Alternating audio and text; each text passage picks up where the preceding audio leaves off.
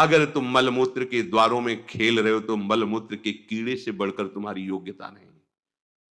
समझिए, आप समझिए, वो भी जीव है, भगवदंश, जो मलमूत्र का कीड़ा बना हुआ नालियों में डोल रहा है। तुम भी तो उसी नाली में तो डोल रहे हो। यदि भगवदंश होकर भगवान नाम जप नहीं कर रहे हो, अपने स्वरूप को नहीं समझ रहे हो, चिदानंद सुख की तरफ आकर्षित नहीं हो रहे हो, तो गोस्वामी जी कह रहे वे अभागी हैं। हम लोग अपने को बड़ा भाग्यवान कब मानते हैं? जब विषय भोगों की बाहुल्यता हो जाए। देखो कैसी बुद्धि भ्रमित हो गई है, अभाग्य को हम भाग्य मान रहे हैं। बड़ा आश्चर्य होता है, कैसा आश्चर्य। मतलब अगर उनको बोलना अच्छा नहीं लगता, पर यह है कि समझ जाओ तो भाई समझ जाओ।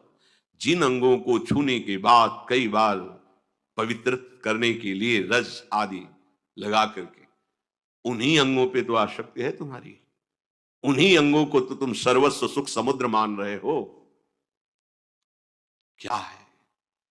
बहुत बार जन्मे हो, मरे हो, भोगे हो प्यारे, ये एक बार प्यार कर लो हमारे प्रभु से, एक बार कर लो। ये भ्रम बिना भगवद आश्रय के भव भय भंजन पद विमुख अभागी, ये माया का अविद्या का भ्रम नष्ट करने वाले जिनके चरणारविंद हैं, उन श्री हरि से तुम विमुख हो।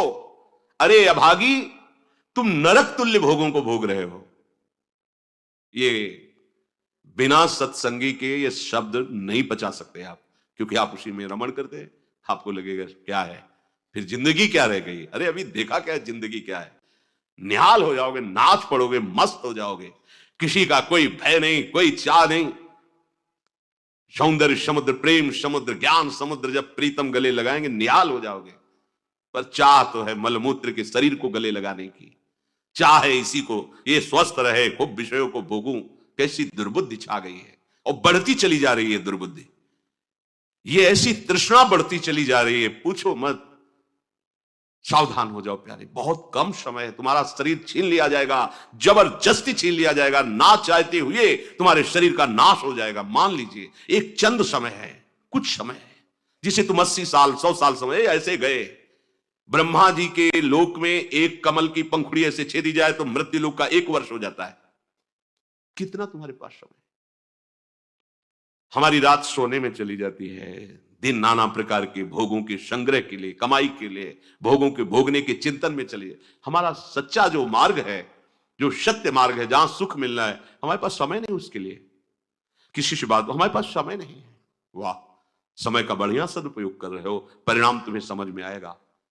गोस्वामी जी कह रहे हैं कि निश्वासर रुचि पाप असुचि मन, ये मन अपवित्र हो चुका है भोगों का चिंतन करने से, रात दिन पाप हो रहे हैं, समझ में नहीं आता कि हम पाप कर रहे हैं।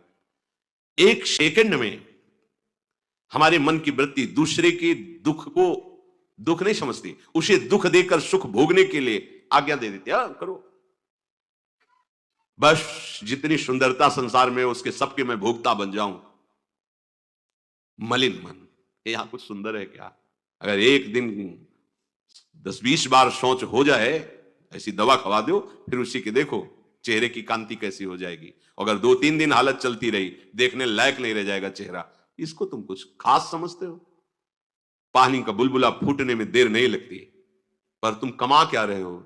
एक कर्म भूमि है, तुम यहां आए हो अच्छे कर्म करने के लिए, प्रभु की प्राप्ति के लिए, महासुख प्राप्ति के लिए। पर कह रहे निश्वासर रुचि पाप, रुचिपूर्वक पाप कर रहे हैं। छल पूर्वक आपने किसी का धन अपहरण कर लिया, किसी की हिंसा कर दी, व्यभिचार कर लिया। आप अपने मित्रों में बैठकर अहंकार पूर्वक बात करते, तुम्हें पता है मैंने इतने रुपए उड़ा दिए, उसको पता भी नहीं चलने दिया। पता है तुमने आज हमने उसके साथ एक गलत किया, कोई कुछ नहीं कर सकता, इतने वीर नहीं हो। वही कर्म तुम्हारा जब फलीभूत होगा, तुम्हें ब्रह्मा भी नहीं बचा पाएंगे, त्राहिमाम बोलने का अवसर भी नहीं रहेगा। देख लेना, देखने लायक नहीं रह जाओगे, सावधान हो जाओ। देखो ये सत्संग है तुम्हें सत्य वस्तु की अनुभूति कराने के लिए। तुम जहां असत में राग किए हो तो चुभेगा, तुम्हें जलन पैदा होगा। हम चाहते हैं कि तुम्हारे हृदय में ये बात लगे और तुम्हारी शूरवीरता जागृत हो, जो भगवत अंश की है, और तुम असत का त्याग करके भगवत मार्ग की पथिक बनो। खलिमति मलिन निगम पथ त्यागी, ये भगवत वाणी, गीता जी, श्रीमद् भागवत जी और भी भगवत प्रेमी महात्माओं के वचन, ये महासुख के लिए हैं।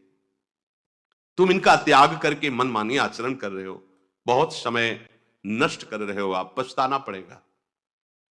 ऐ खल, अपनी मति को असत आचरणों में मत लगा, अपनी दुष्टता को मत बढ़ा और गर्व करता है कि मुझे कोई भी परास्त। तुम हो क्या? हो क्या तुम? एक सेकंड में दिल की गति रुक जाए, तुम हो क्या? कुछ नहीं हो, कुछ नहीं रोक सकते हो। सावधान हो जाओ। राधा राधा राधा, सावधान होकर चलोगे, महासुख स्वरूप तुम हो, तुम्हें किसी और सुख की जरूरत नहीं है। हमारी दुर्दशा ऐसी क्यों है? नहीं सत्संग, सत्संग केवल भगवत प्राप्ति के लिए होता है। बड़े भाग पाई सत्संगा, विनय प्रयास होई भो भंगा, ये मनोरंजन नहीं है, इसीलिए सत्संग मिलना दुर्लभ होता है। अगर भगवद वार्ता किसी को प्रसन्न करने के लिए, उनके मन को घसीट करके अपनी वासनाओं की पूर्ति के लिए किया जाता है, उसे सत्संग नहीं कहते। हम ऐसा बोले कि सामने वाला प्रभावित हो और अपनी जेब से पैसा निकाल के हमारे पास रख के हमारे ऊपर श्रद्धा करे, हमारा प्रणाम करे, हमारी यश कीर्ति हो, यह सत्संग नहीं है। हमारी बात मानकर सच्चिदानंद प्रभु में इसका मन लग जाए, संसार के भोगों से इसका मन हट करके अपने स्वरूप में स्थित हो, प्रभु में लगे, उसे सत्संग कहते हैं। भक्ति स्वतंत्र सकल सुख खानी, और बिनु सत्संग न पावई प्राणी। सत्संग का क्या फल है? हरि से प्रेम हो जाना, संसार का राग नष्ट हो जाना। सत्संग का सीधा फल है प्रभु से प्रेम होना। अगर प्रभु से प्रेम नहीं हो रहा, आपको अपने दोस्त सत्संग में बैठने पर जला नहीं रहे, तो सत्संग नहीं हो रहा, मनोरंजन हो रहा है। जहां सभा में बैठने से आपके आग लग जाए, इतना गलत मैंने किया, इतना मैं गलत हूं, कब मैं इससे हो, जान जाओ कि सत्संग हो रहा है। जहां श्रवण से आपका हृदय दाह युक्त होने लगे, धिक्कार हमारे जीवन को, मैंने ऐसा किया, धिक्कार हमारे जीवन को, मैं कैसा जी रहा हूं, कब ऐसा अवसर आएगा जैसा बताया जा रहा है मैं ऐसा चलूं, मतलब सत्संग हो रहा है। नहीं सत्संग, और इसका फल हरि भजन। तो बोले भजन नहीं हरि को, आप इतना दान करें आपको इतने गुना मिलेगा, आप ऐसा करें ऐसा हो जाएगा, 100 में 10 रुपए दान करें 90 आपके पवित्र हो जाए। सत्संग नहीं, ये सत्संग नहीं। 100 में 90 अपने मानिए और 10 हमें दे दीजिए, इसे सत्संग नहीं कहते।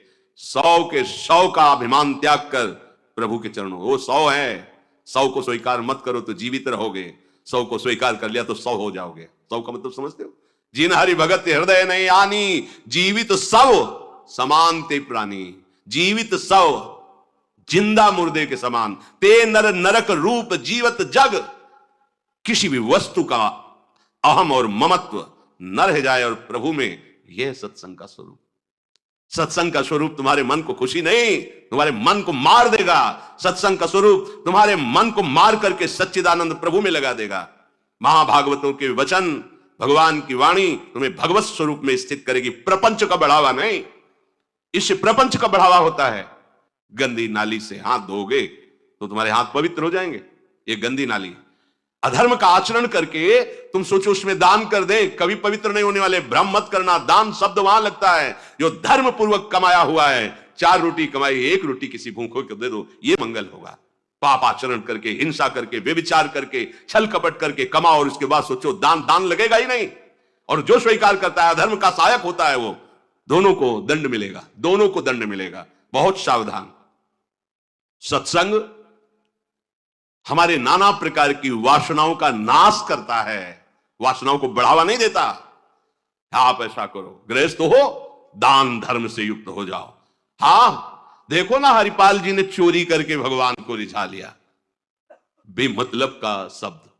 हरिपाल जी ने सर्वस्व समर्पित करके प्राणपण प्रभु की सेवा, साधु सेवा का भाव लेकर के फिर वहां खड़े होते थे कि इसका भी मंगल हो जाएगा, जो भगवत भी। अगर रामकृष्ण बोल दिया तो बोले नहीं, अपने सुख के लिए नहीं, अपने सर्वस्व का न्यौछावर करके कोई ऐसा दिखाई दिया जो रामकृष्ण हरि से विमुख है, उसका अर्थ लेकर संत सेवा में लगा दिया। पहले अपना सर्वस्व नाश करो, समर्पित करो, फिर देखो तुम्हारे